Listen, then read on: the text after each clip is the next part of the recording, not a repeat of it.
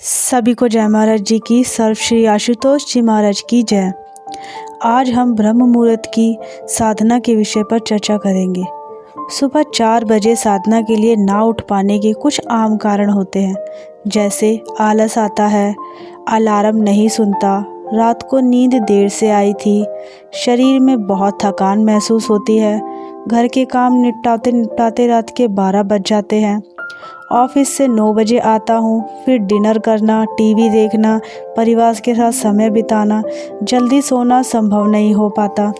साधक गणों, ये कुछ एक कारण उदाहरण के तौर पर दिए गए हैं। आपके पास यदि और भी वैरायटी हो तो अवश्य इस लिस्ट में जोड़ सकते हैं, पर कहते हैं ना, जहाँ चाहा वहाँ रहा।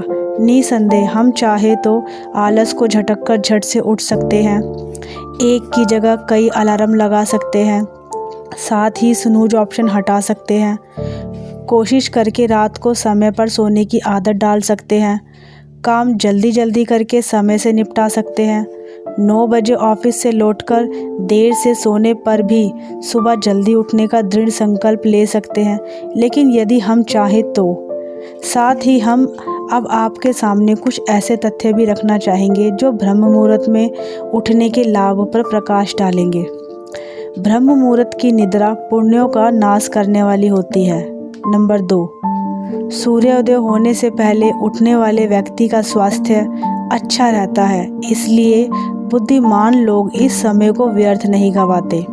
नंबर 3, आयुर्वेद के अनुसार इस बेला में हमारे भीतर संजीवनी शक्ति का संचार होता है। इसे प्राप्त कर लेना अमृत पान के जैसा माना गया है और इसे खो देना भारी नुकसान के समान माना गया है। नंबर 4, 90,000 लोगों पर एक शोध किया गया। उसमें सुबह जल्दी उठने और शारीरिक स्वास्थ्य का संबंध जांचा गया। आप यह जानकर हैरान होंगे कि सुबह जल्दी उठने वालों पर मोटापा आंकने के अनुपात में भारी परिवर्तन को देखा गया। मोटापा छट गया, साथ ही डिप्रेशन, अनिद्रा, डायबिटीज जैसे रोगों से भी छुटकारा मिल गया।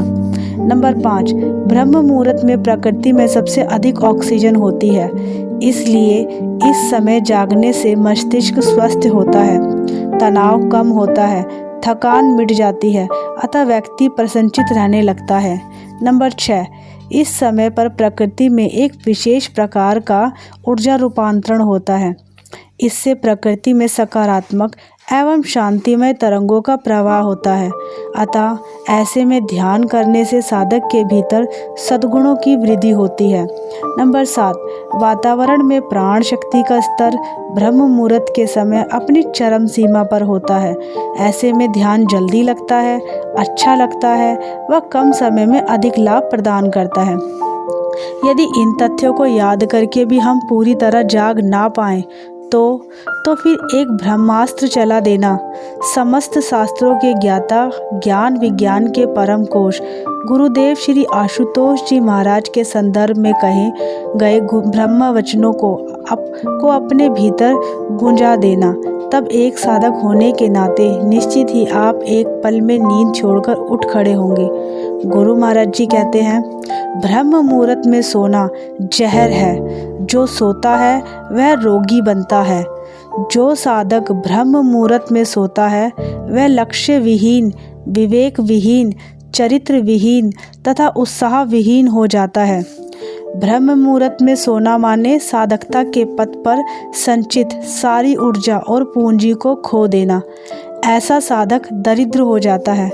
कहते हैं, जहाँ सच्चा प्रेम होता है वहाँ फिर कोई तर्क नहीं होता, कोई विवशता नहीं होती, वहाँ तो सिर्फ समर्पण होता है। आज्ञा को सिर माथे रखकर उसका पालन करना होता है। अपने गुरुदेव की प्रसन्नता को पाने का जुनून होता है।